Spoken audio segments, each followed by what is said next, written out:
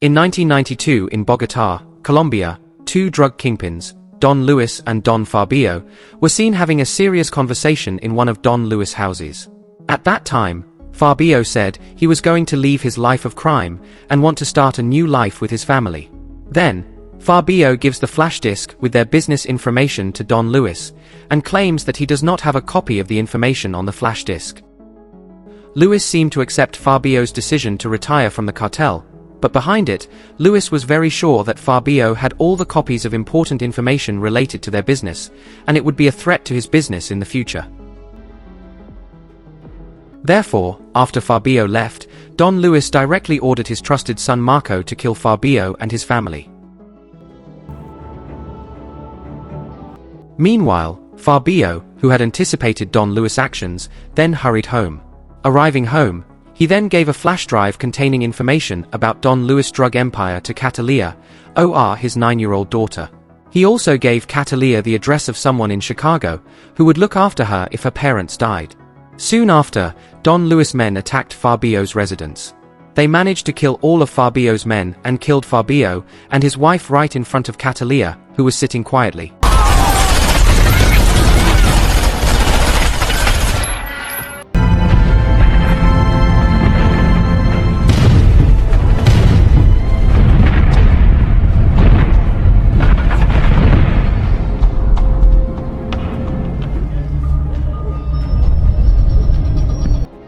Marco then approached Catalia and asked for the whereabouts of the flash drive containing copies of information about Don Luis' drug business.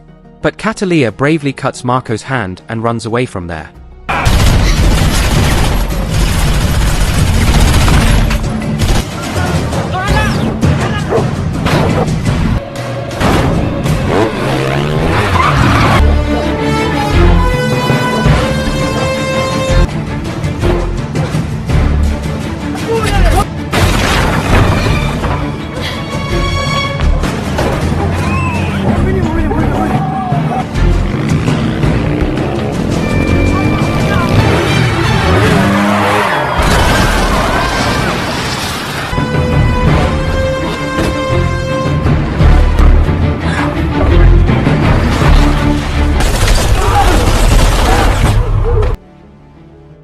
Seen from how Catalia escaped from the pursuit of Don Luis' men, the little girl seemed to have been taught and trained by her father to anticipate a situation that could endanger her life.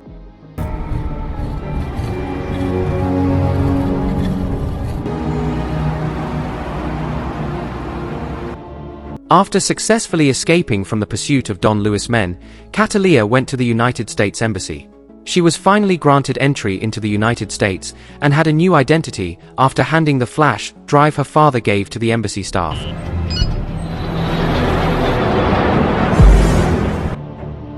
Although American officials attempt to transfer her into the foster care system, Catalia is trying to trace the whereabouts of a person in Chicago who her late father had alerted her to. Catalia finally arrived in Chicago and came to a place. It turns out that she is looking for a man named Emilio, who is none other than her uncle. Emilio looked very relieved and happy after meeting his niece. The man then took Catalia to his house, where the grandmother welcomed the arrival of Catalia, who had been waiting for so long.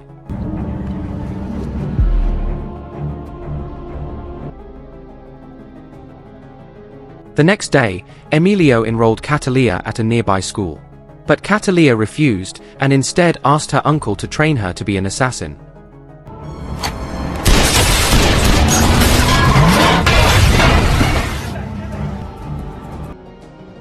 Emilio agreed to train the little girl, but on one condition: she had to be a smart assassin, which meant she had to continue her education. 15 years later, two police officers are seen enjoying their lunch in the car. Shortly after, their car was hit by a car driven by a drunk woman, who was none other than Catalia. In the end, Catalia was arrested and taken to the police station. Because she was very drunk, the police had difficulty interrogating her, and finally put her directly into a holding cell for interrogation the next day. At the same time, the police arrived who brought a prisoner named Gennaro, who will be temporarily deposited at the police station, before continuing the legal process that the man will undergo. On the other hand, Catalia, who only pretended to be drunk to trick the police into getting herself into a holding cell, then got ready to carry out her actions. After successfully unlocking her cell door, she then slipped through the ventilation duct and exited the restroom, where she managed to knock out one of the security guards. Catalia then heads to Gennaro's holding cell and kills the man.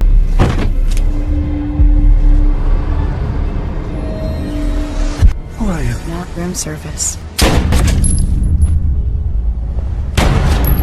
Catalia rushed back to her cell after painting her autograph in the shape of a Catalia flower on Gennaro's body. She made it back to her cell to secure her alibi just before the roving cops arrived in front of her cell.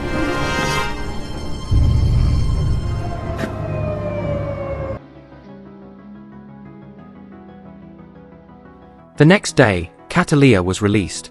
An FBI agent named James Ross was assigned to investigate Gennaro's murder. Ross had previously investigated more than 20 murder cases committed by someone who left a signature in the form of a Catalia flower painting drawn on each victim's body.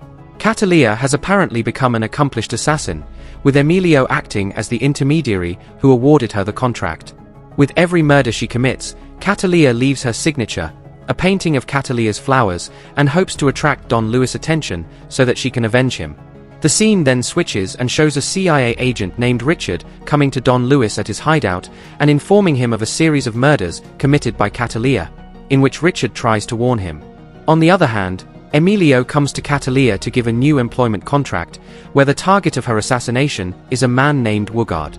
When Emilio finally finds out about Catalia's intentions and the fact that she has targeted people connected to Don Luis, he pleads with her to stop so as not to put her life and family at risk. But Catalia refuses and is determined to continue her revenge. After that, Catalia spends a night with her boyfriend Danny, during which she hides her true identity from him using a pseudonym Jennifer. Danny is a painter and wants to make Catalia the object of his painting. The scene then shows Wugard, a criminal kingpin, at his residence, where there is a pond with sharks. That night, Catalia infiltrates Wugard's house and kills all of his men. But she didn't kill Wugard right away. After drawing the Catalia flower on Wugard's body, she then lures him into the shark pond using a flower. When Wugard is right above the pond and picks up the flower, Catalia appears and shoots him in the leg. The splattered blood immediately attracted the attention of the sharks, which then pulled him into the water and preyed on the man.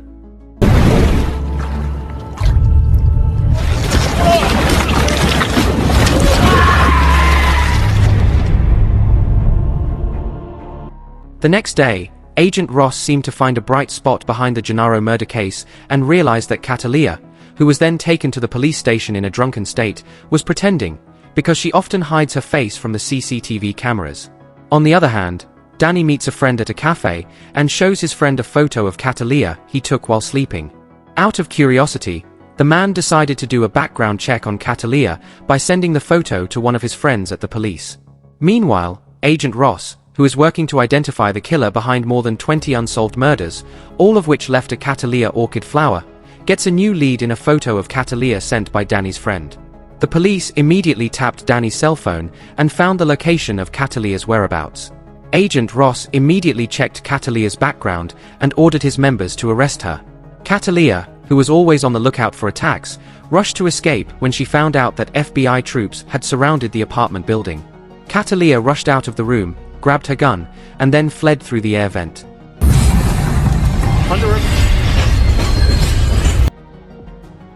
Meanwhile, Don Luis, who already knew that Catalia was still alive, immediately ordered Marco to kill her.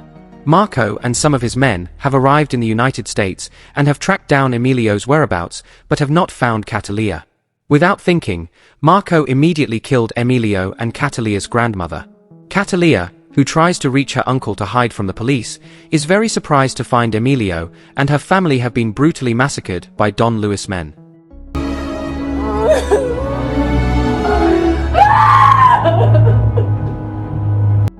Overwhelmed by anger and grief, she then tracks down Agent Ross and visits him at his home. Catalia is desperate, then threatens Agent Ross that she will kill his wife and children if he refuses to help her. Don't. You're gonna go to a funeral. Catalia then forces him to contact CIA agent Richard, who she knows has protected Don Luis from the law in exchange for his cooperation with American authorities. Agent Ross was forced to comply with Catalia's request and meet Richard in his office. When Richard refuses to reveal the whereabouts of Don Lewis, Catalia intervenes by threatening the safety of him and his family. Finally, Richard couldn't help but reveal information about Don Lewis' whereabouts to Catalia. After getting the information she wanted, Catalia rushed to prepare and flew to Colombia to avenge the death of her family, who had been massacred by Don Lewis. Meanwhile, Don Lewis and his men, who had been anticipating a counterattack from Catalia, began to prepare for the drug lord's rescue mission.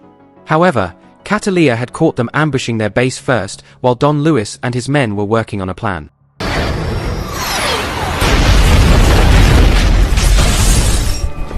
Don Lewis was immediately secured to a special room, but Catalia managed to kill all of his men in a short time.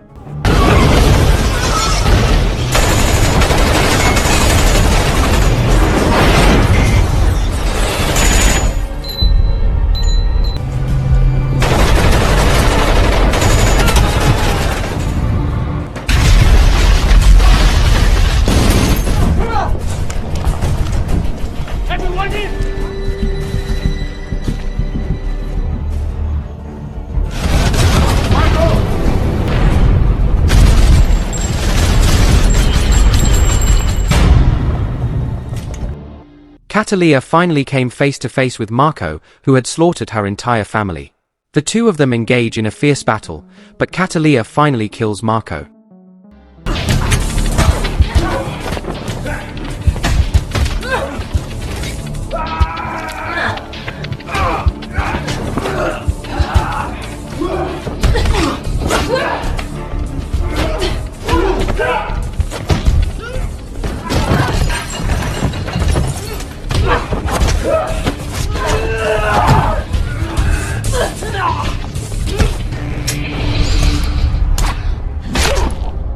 Thinking it was safe, Don Lewis rushed out of his hiding place to escape.